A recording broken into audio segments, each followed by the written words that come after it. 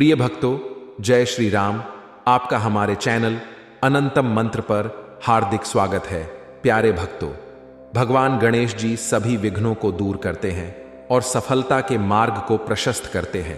किसी भी शुभ कार्य, पूजा पाठ या जीवन की नई शुरुआत से पहले सबसे पहले गणेश जी का स्मरण किया जाता है। गणेश जी के मंत्रों का जाप करने से जीवन में स्थिरता, सफलता और धन की प्राप्ति भी होती है। आज हम गणेश जी का एक ऐसा चमत्कारी मंत्र लेकर आए हैं जिसका जाप करने से नकारात्मक ऊर्जा दूर होती है, मानसिक शांति प्राप्त होती है। गणेश मंत्रों का नियमित जाप करने से जीवन में आने वाले अड़चनें दूर होती है, घर में लक्ष्मी का वास होता है और धन संबंधी समस्याएं धीरे धीरे दूर होने लगती है। इसे नियमित रूप से 108 बार जाप करें या अपने मोबाइल में चलाकर सुने, जिससे आपके ऊपर श्री गणेश जी की असीम कृपा निश्चित ही बनेगी।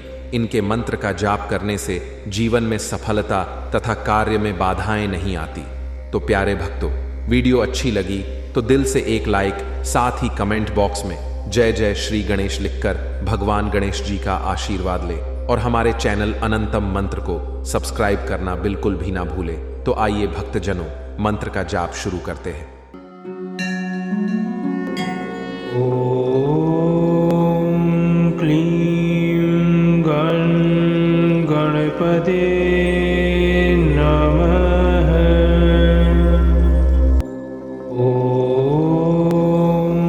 क्लीं गणपते नमः। ॐ क्लीं गणपते नमः। ॐ क्लीं गणपते नमः। ॐ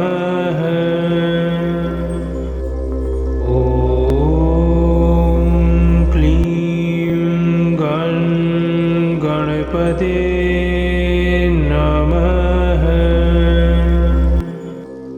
ॐ क्लीं गणपते नमः। ॐ क्लीं गणपते नमः। ॐ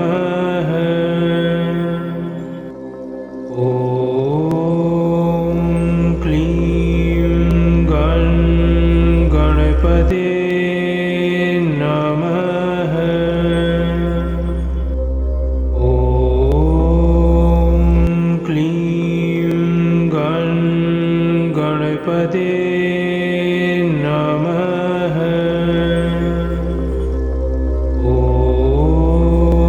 ॐ क्लीं गणपते नमः।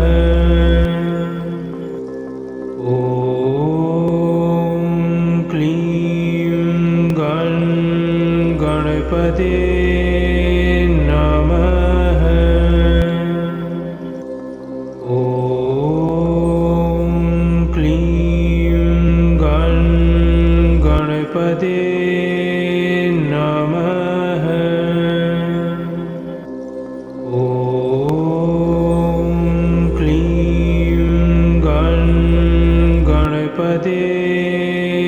नमः। ॐ क्लीं